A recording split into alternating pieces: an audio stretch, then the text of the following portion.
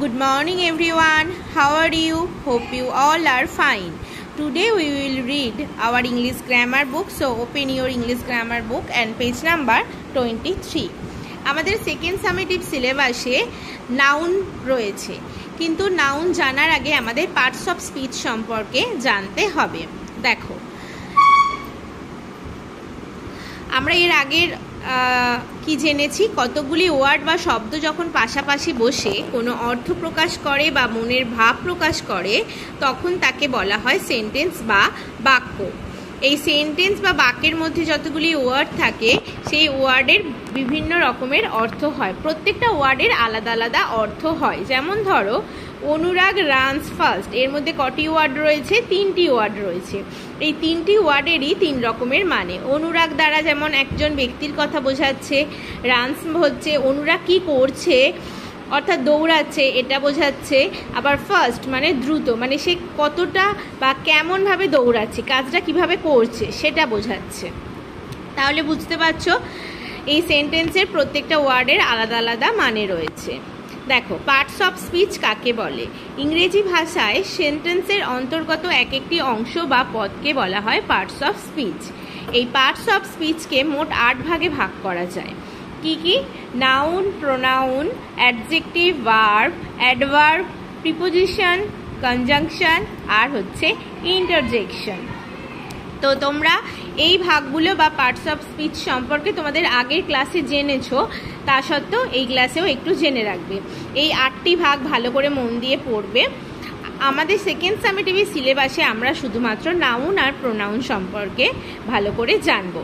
তো আজকে আমরা শুধুমাত্র নাউন সম্পর্কে জানবো। তো প্রত্যেকে পরের পাতা উল্টাও, অর্থাৎ পেজ নাম্বার 24। নাউন, নাউনের অর্থ কি?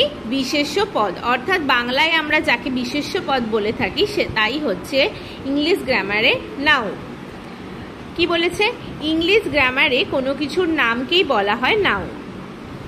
তাহলে যখন মানুষ, পশু, পাখি, স্থান, বস্তু, গুণ ইত্যাদির নাম বোঝানোর জন্য যে ওয়ার্ড ব্যবহার করা হয় সেই সব ওয়ার্ডগুলিকে আমরা নাউন বা বিশেষ্য পদ বলে থাকি। যেমন ধরো, Arun, Shankar, tiger, zebra, parrot, Mumbai, table, pen, chair, wealth, health, kind, এই সমস্ত কিছুই হচ্ছে নাউনের উদাহরণ।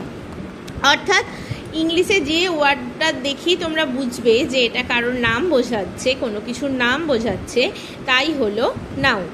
দেখো, নাউন কাকে বলে? যে ওয়ার্ড দ্বারা কোনো ব্যক্তি, বস্তু, স্থান, প্রাণী, গুণ বা সমষ্টি প্রভৃতির নাম বোঝায় তাকে বলা হয় নাউন। যেমন ধরো, উদাহরণে দিয়েছে, দেখো, she is Monidipa Ghosh, Rahul reads in class 2, unity is strength, we eat rice. এখানে দেখো ইট স্পেলিংটা একটু ভুল আছে, তোমরা ঠিক করে নেবে, EAT হবে। এখানে দেখো Manidipa Ghosh, class 2, strength, rice, এই প্রত্যেকটাই কোনো কিছুর নাম বোঝাচ্ছে। যেমন মণিদীপা ঘোষ দ্বারা কি বোঝাচ্ছে? কোনো ব্যক্তির নাম বোঝাচ্ছে। ক্লাস বলতে এখানে কি বোঝাচ্ছে? কোনো সমষ্টিকে বোঝাচ্ছে। স্ট্রেংথ বলতে এখানে কোনো গুণ বা অবস্থার কথা বলা হয়েছে, আর রাইস বলতে এখানে কোনো বস্তুর কথা বোঝানো হয়েছে। অর্থাৎ যখনই কোনো কিছুর নাম বোঝাবে কোনো ওয়ার্ডের দ্বারা তাই হলো নাউন। এইটুকু জানলেই তোমাদের হবে। তো তোমাদের এখানে অনেক নাউনের ভাগ রয়েছে, এগুলো তোমাদের পড়ার এই ক্লাসে প্রয়োজন নেই, তোমরা প্রত্যেকে এই পর্যন্ত পড়বে। শুধুমাত্র ওয়ার্ডগুলো দেখে তোমরা যাতে নাউন বলে চিহ্নিত করতে পারো সেটুকু করলেই হবে, ঠিক আছে? এছাড়া আর কিছু নাউনের ভাগ এই মুহূর্তে তোমাদের করার দরকার নেই। তোমরা প্রত্যেকে ভালো করে পার্টস অফ স্পিচ কাকে বলে তার 8টি ভাগ আর নাউন কাকে বলে বা নাউনের কিছু উদাহরণ তোমরা মন দিয়ে পড়বে।